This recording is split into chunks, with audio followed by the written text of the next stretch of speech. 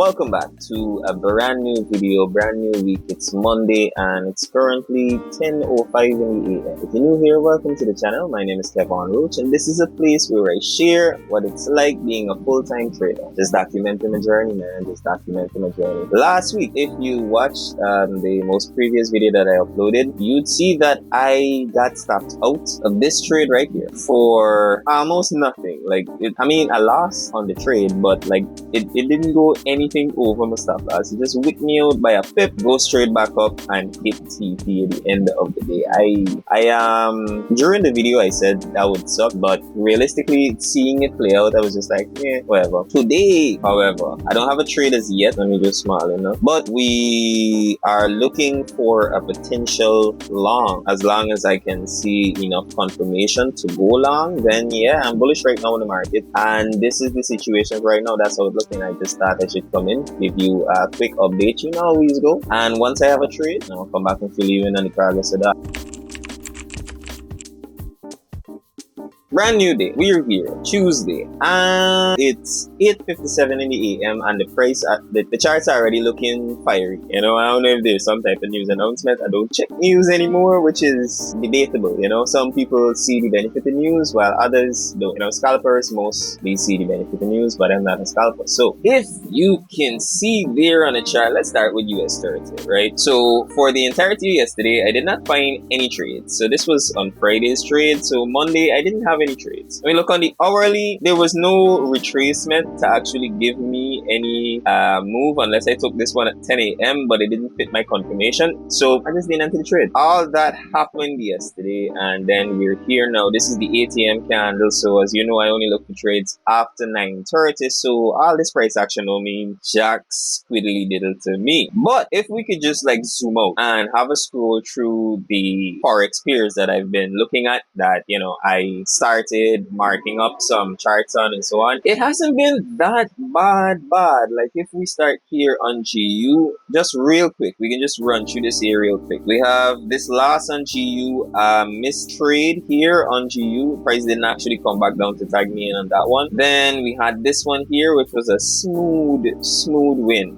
We had one small loss for still. I'm trying to keep it constant. So if I'm risking $50 and gaining $100 in US30, I'm doing the exact same thing on GU and on everything. Everything is 1 to 2, everything is one confirmation, everything is just one. We try to keep it as simple as possible and see how it goes. So this here would make back a 50, would lose again, and then let's see what's going on for the day. Actually, if I'm being honest with you, this look like a trade that I would have taken. This really does look like a trade that I would have taken. But I went here on the charts. I gotta actually start being on the charts, because if you notice, the thing with these trades, some of them are outside 9:30. Like this one right here is actually 8:30. Actually, it's 8:15. And this one here is 12. And this one here is 5 AM. It's a loss, but still it's a trade that, according to the confirmations that I am looking for on Forex pairs, I'm not using the same strategy on indices. It's not combining strategies. It's not looking for a different strategy. It's the same thing that I look for in price. I just apply it differently on indices and on Forex. So y'all don't come for me. Don't do that. All right. And I'm not actually placing any trades on these Forex pairs as yet. I just forward testing. But yeah, it looks different, but it looks good nevertheless. Let me keep going. Now we're at GG, right? Coming all the way from here in GG. I think initially when I showed you this trade, it was a loss. Is either this one or yeah, it was definitely this one. It was a loss, but after re-evaluating the market, because I think I put it at this high, this wouldn't be the area where I actually put my entry. It would be above here. The criteria fits this high. So once this high got broken, then yeah, I'd be in that trade for a quick 1 to 2. Same with this one and this one. They were just wins. Then this one was a loss and this one was a win. Price didn't come back to give us this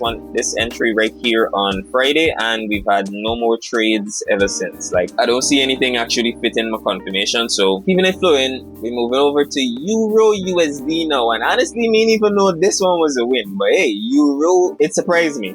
I never even thought about trading trading it, but it surprised me, bro. Like, this is a win, and everything is 1-2, right? So let me just try to walk with a 1 win, 1 loss, 1 loss, 1 win. So we up. If you know anything about risk to reward ratio, then you'd understand with 4 trades, 1-2, 2 losses, 2 wins, you're up. Now, this is the part that I really want to bring to you. Like, I can put the video, the part in the video that I made last week where I marked up this for like price action, like what I was expecting price to do according to the analysis, and price did exactly that. You know, it came up because we were here after this win around this area right here, and I then drew this path, the arrow path there, and price more or less did exactly that. Just, you know, at different times obviously, but it did exactly that. And I even had this trade right here, to be honest. So this is a trade taken on Monday, yesterday, 11th of August, but it was actually placed all the way back here on Wednesday, the 6th of August, when I was analyzing the chart and was waiting for a further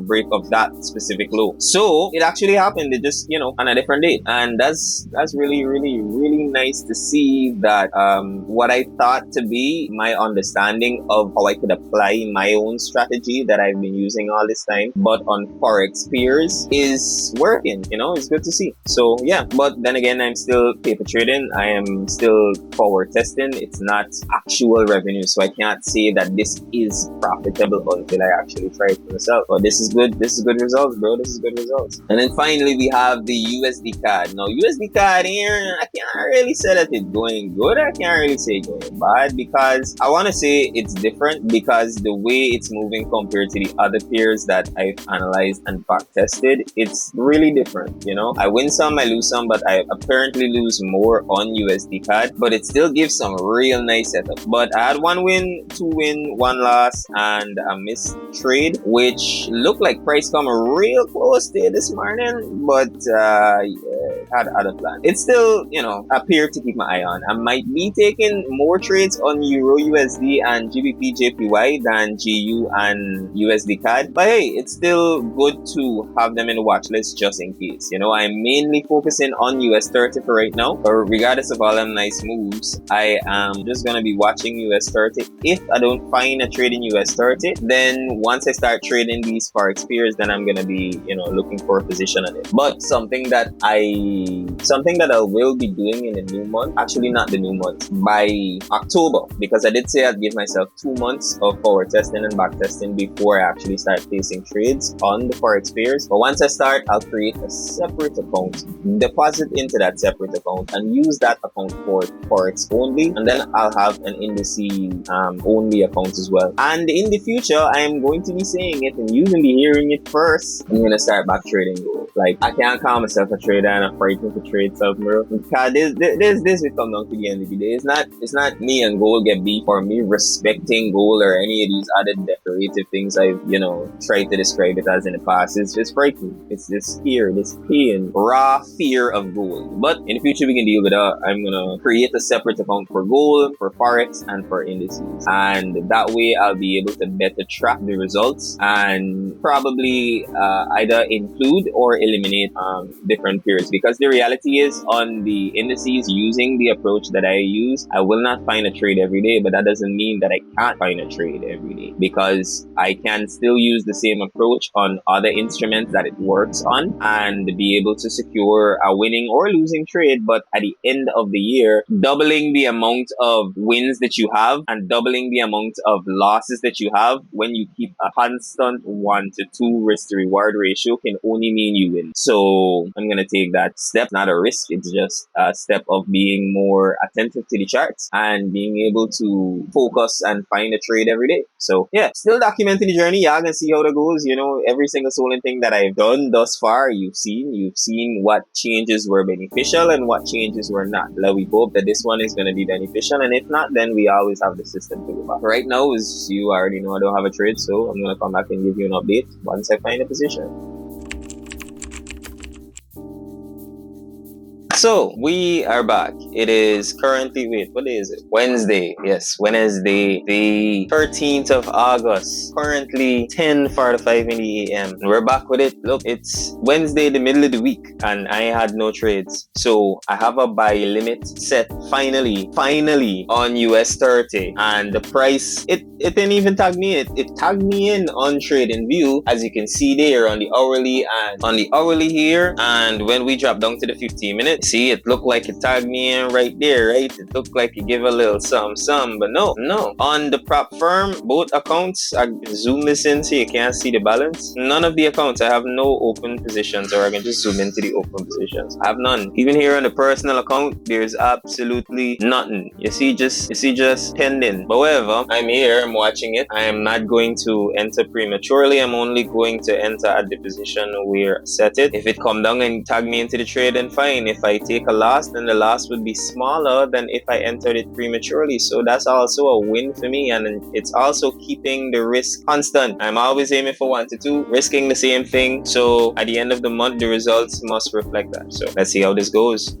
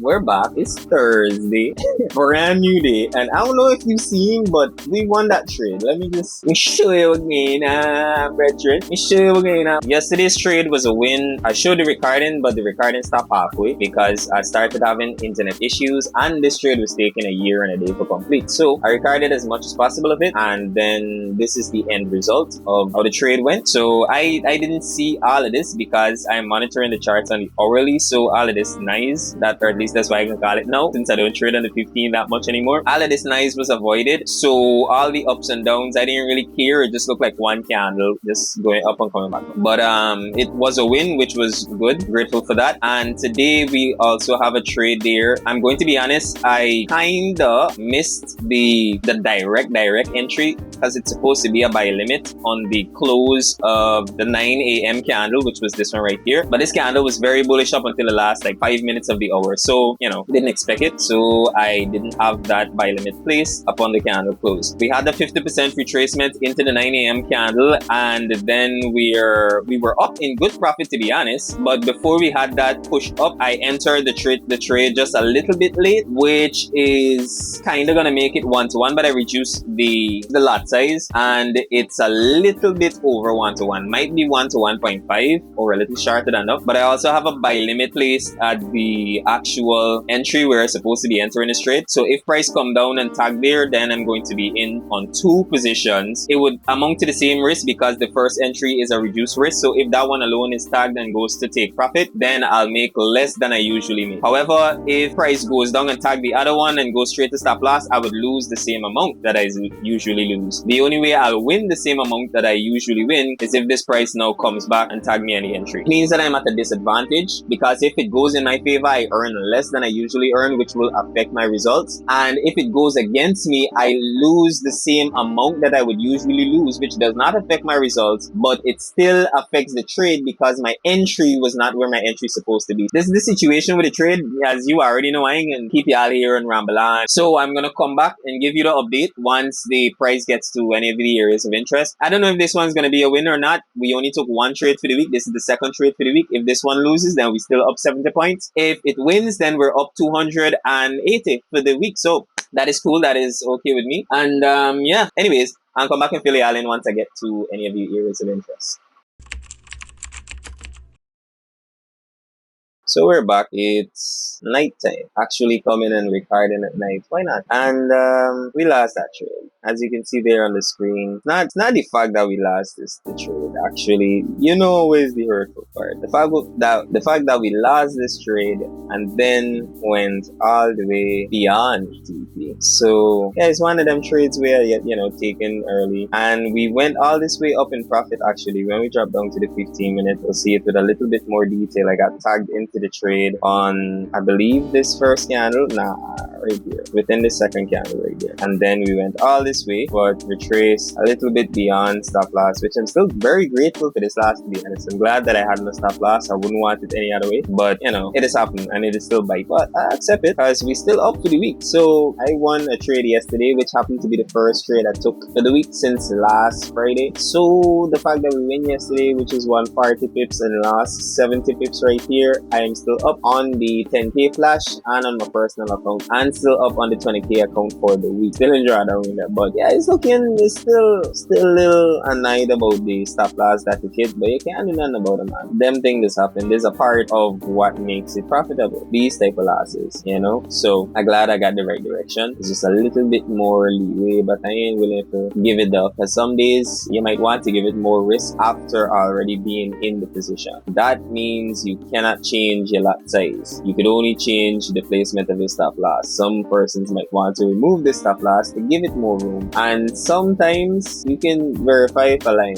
but sometimes it's going to shoot far beyond where your stop loss would have been, far beyond where you would have lose. And you gotta use them basic lessons, but you can't keep repeating. If you keep repeating, it can keep repeating. In trading, if you don't make the action to cut it out, buddy, it's not cut out. And sometimes when you're making the action to cut it out, it's going to test you to be like, oh shoot, I shouldn't put a stop loss. I should have let it move because look, it barely tapped the stop loss and then it goes straight to TP. So next time I'm gonna not put the stop loss. No. Remember the days when it touched the stop loss and then keep shooting. Remember when you only lose 20 instead of 200. So yeah. The weekend over as yet. It's just Thursday, but the starter should bring in this update, give you all a little change, lighting to some extent. Hey, tomorrow we can link, pull up the charts, we can take a trade if I see one, and we can see how this weekend break even or with 210 points in our pips for the week. Let me see. Well, it's Friday and it's currently 13 minutes after 3 in the PM, so we definitely ain't gonna be looking for any more trades for the week or the day, and that is it. The week though, we only took 2 trades. That's crazy. Like on Wednesday and Thursday. That's it. And last week, But the thing is, I up for the week. I up for the month. I just up. Like, it's crazy to actually see that less trades equal into more for real. Like, I used to practice though with all these tweaks and dropping down to the 15-minute is faster. It's guaranteed that I get a trade every day, which is like good for content and good for, you know, showing persons that, hey, this thing works and you can make money every day if you want it. But making money every day ain't really as glamorous as it sounds, you know. If you could make money one day a week and then it makes more sense than making money every day a week, then do it. It's less work. But anyways, we still showing up every single swollen day because I've been monitoring the charts actively all day today. So, hey, regardless of finding a trade or not finding a trade, we still showing up and we still trading. It's still part of trading to not trade. And it's very important to do so because it can lead to you making more money or keeping more money or making more profit at the end of the month if you show up to trade and don't trade. If you do that part of trading that a lot of people ignore or probably just don't want to do because we all want to be in a trade, to be honest. But hey, that's gonna be it. That's gonna be it for the end of this video. That's gonna be it for the end of the week. And I look forward to seeing you in next week's video. If you made it this far, then do you buy a solid like and subscribe and leave a comment about something that you learned throughout the video. If you learned anything or if I could make any improvements, leave them in the comments. I definitely love constructive criticism so I can improve. And I'll definitely catch you in the next one. Until then, peace.